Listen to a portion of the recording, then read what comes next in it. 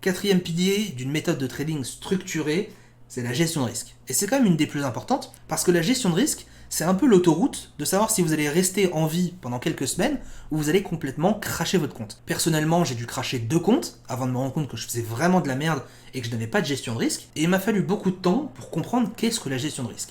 Alors la gestion de risque, c'est pas juste poser une limite, poser une perte maximale, mettre un objectif, etc.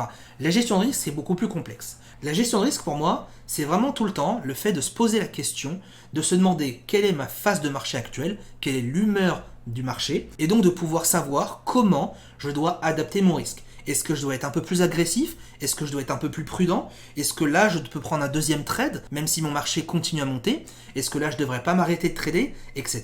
etc. Je prends tout bêtement le parallèle avec les pneus de Formule 1. Si vous regardez un peu la Formule 1 de temps en temps le dimanche, vous remarquerez que en fonction de s'il pleut pas, si on a une piste qui est un peu plus glissante, qui est un peu plus lisse, eh bien l'équipe et le pilote décident d'adapter les pneus et donc d'adapter l'adhésion de la Formule 1 aux conditions de la piste. Et le parallèle est important parce que si vous pensez sérieusement que mettre tout le temps 1% de votre capital par trade sans vraiment l'adapter en fonction du marché, eh bien vous mettez le doigt dans l'œil, ça va vraiment pas aller très loin pour vous. Quand on parle de gestion de risque, on parle de profil de gestion de risque.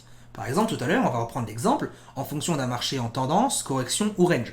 J'ai pris ici le style de trading intraday et je me pose toujours la question, quelle est la phase de mon marché ? Si je suis en tendance, par exemple, je peux me dire que je vais risquer entre 0,5 et 1% de mon capital par position. Mon premier objectif, parce que j'en ai jamais qu'un, très important, j'ai toujours 2 objectifs au minimum. Le premier objectif sera une zone intraday, une zone que je vais généralement analyser en 4 heures ou en journalier. Une zone de prix que je vais généralement analyser en H4. Et mon break-even, c'est-à-dire à quel moment mon stop, je vais le remonter sur mon point d'entrée, à quel moment je vais sécuriser dans tous les cas ma position, se fait sur le ratio 1. À partir du moment où je gagne autant que je peux perdre à l'heure actuelle, même si je n'ai pas encore gagné ma position, je remonte mon stop sur le point d'entrée et à ce moment-là, il ne peut plus rien m'arriver. Soit le marché continue à monter et je gagnerai ma position, soit le marché redescend et je gagnerai ou perdrai rien du tout. Sur les marchés en correction et sur les marchés en range, vous l'aurez compris, on ne peut pas avoir une confiance autant importante que sur le marché en tendance, donc on se doit d'être un peu plus réserviste. Par exemple, mon stop loss, il va être moins important, entre 0,25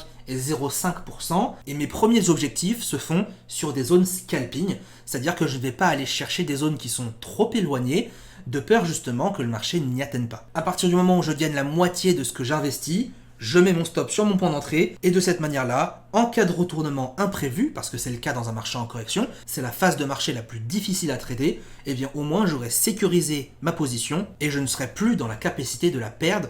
Au pire des cas, je repars avec 0. Au meilleur des cas, je gagne ma position. Ces profils de gestion de risque, ils sont très importants pour vous de les mettre en place. Et je dis pas ça pour vous faire chier, je vous le dis ça vraiment avec sincérité et bienveillance. En mettant en place des profils de gestion de risque, vous allez préserver, protéger votre capital. Si aujourd'hui vous n'avez pas ce schéma-là, si aujourd'hui vous tradez tout le temps de la même manière et que vous ne savez pas où mettre vos TP, où mettre votre stop de protection, comment vous sécuriser, etc., vous allez vous retrouver comme moi à prendre tout, n'importe quoi sur les marchés, ouvrir des trades, fermer des trades sans même savoir pourquoi vous les prenez et sur quoi ils reposent. La gestion de risque, c'est pas uniquement cela, il y a beaucoup d'autres choses aussi qui vont derrière, mais vous l'aurez compris, en une vidéo, je ne peux pas le détailler. Ça sera l'occasion pour vous, si vous voulez en savoir plus, de nous rejoindre pendant le tournage du prochain programme La Méthode ICT pour en apprendre davantage et ne plus avoir de secrets par rapport à la gestion de risque.